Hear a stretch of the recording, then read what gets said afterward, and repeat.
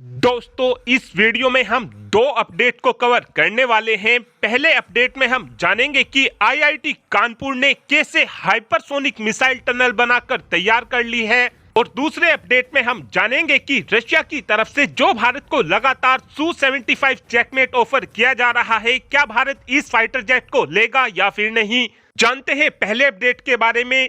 दरअसल आज आईआईटी कानपुर ने वो मुकाम हासिल कर लिया है जिसको आज तक गिने चुने देश ही हासिल कर पाए हैं, और आईआईटी कानपुर ने भारत की पहली hypersonic velocity expansion tunnel test facility को बनाकर तैयार कर लिया है। और इस फैसिलिटी की मदद से हम भविष्य में अपनी स्वदेशी हाइपरसोनिक मिसाइल और ब्रह्मोस 2 जैसी मिसाइलों के परीक्षण इसी फैसिलिटी में कर सकेंगे। इस टनल के अंदर हम 3 किलोमीटर प्रति सेकंड से 10 किलोमीटर प्रति सेकंड मिसाइल के टेस्ट कर सकेंगे, यानी 7 मैक से लेकर 29 मैक की रफ्तार से उड़ने वाली मिसाइलों का परीक्षण हम इसी फैसिलिटी में कर सकेंगे। ये फैसिलिटी हमारे गगनयान मिशन के लिए भी इम्पोर्टेंट होने वाली है। इस फैसिलिटी को 3 सालों की कड़ी मेहनत के बाद बनाकर तैयार किया गया है।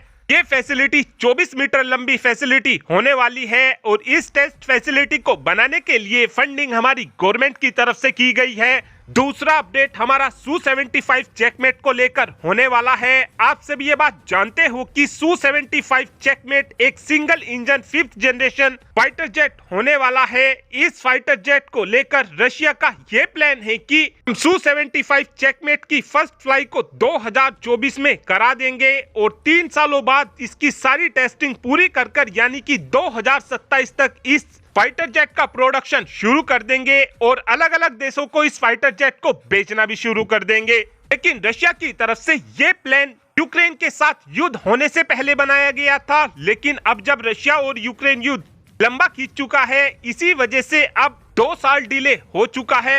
यानी अब रशिया का Su-75 चेकमेट 2029 तक एक्सपोर्ट के लिए रेडी हो पाएगा। और अगर भारत इस फाइटर जेट को खरीद भी लेता है तो ये फाइटर जेट हमको 2031 के आसपास ही मिल पाएगा। और इतना तो हमारा एम का भी लगभग फाइनल स्टेज में ही होगा। लेकिन आज Su-75 चेकमेट को बनाने वाली कंपनी यानी कि रोस्टेक की तरफ से बताया गया है कि Su-75 चेकमेट में हम कुछ टेक्निकल चेंजेस करने के बाद Su-75 चेकमेट की कीमत को और ज्यादा कम कर सकते हैं। और रशिया की तरफ से ये ऑफर भारत को ललचाने के लिए दिए जा रहे हैं। लेकिन अब आप खुद ही सोचकर देखिए, जो चीज अभी बनकर तैयार नहीं हुई है तो हम उसको अभी से कैसे ले सकते हैं। अभी तो हमको ये भी नहीं पता है कि रशिया का इस Su-75 चेकमेट एक प्रॉपर स्टेल्थ फाइटर जेट होगा भी या नहीं। यहाँ पर रशिया की तरफ से ये प्लानिंग की जा रही है कि भारत को Su-75 चेकमेट का लॉलीपॉप देकर भारत से कुछ फंडिंग ले ली जाए, और इस फंडिंग से रशिया अपने Su-75 चेकमेट को बनाकर तैयार कर ले, फिर इस फाइटर जेट को भारत को ही चिपका दे। लेकिन भारत रशिया की इन चिकनी चुपड़ी बातों में नहीं आने वाला है। भले ही हमारा एम का थोड़ा लेट हो जाए, ऐसे में हमारे लिए बेहतर ये होगा कि हमको F-35 फाइटर जेट ले लेना चाहिए, क्योंकि इस समय दुनिया में अमेरिका ही वो देश है जिसके पास एक प्रॉपर स्टेल्थ फाइटर जेट मौजूद है।